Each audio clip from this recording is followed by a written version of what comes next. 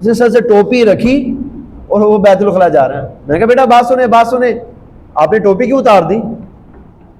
ٹوپی اس لیے اتاری ہے کہ میں بیت الخلا جا رہا ہوں.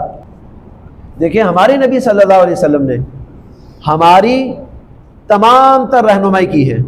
صرف یہی نہیں کہ ہمیں بیت اللہ کے آداب سکھلا دیے اور بیت اللہ کا طواف کرنا سکھا دیا, صفا مروہ کی سعی سکھا دی, اور ہمیں میدان عرفات میں آوازاریاں سکھا دی. صرف یہ نہیں سکھایا بلکہ بیت الخلا جانے کے آداب بھی ہمیں بتلائیں.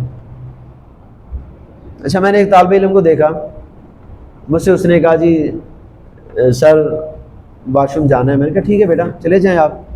اس نے سر سے ٹوپی رکھی اور وہ بیت الخلا جا رہا ہے. میں نے کہا بیٹا بات سنیں, آپ نے ٹوپی کیوں اتار دی؟ ٹوپی اس لیے اتاری ہے کہ میں بیت الخلا جا رہا ہوں. بیت الخلا جاتے ہوئے تو نہیں, مسجد جاتے ہوئے ٹوپی پہنتے ہیں, بیت الخلا جاتے ہوئے ٹوپی.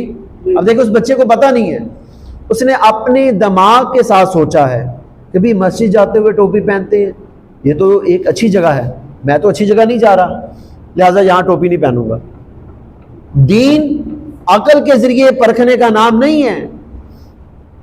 جہاں پر عقل کی انتہا ہوتی ہے اس کے بعد آگے وحی الہی شروع ہوتی ہے.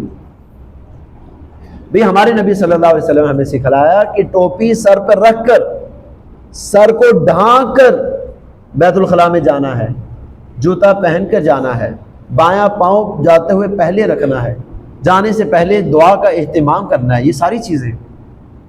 تو ٹوپی اتار کے بیٹا نہیں جانا, ٹوپی پہن کے جانا ہے.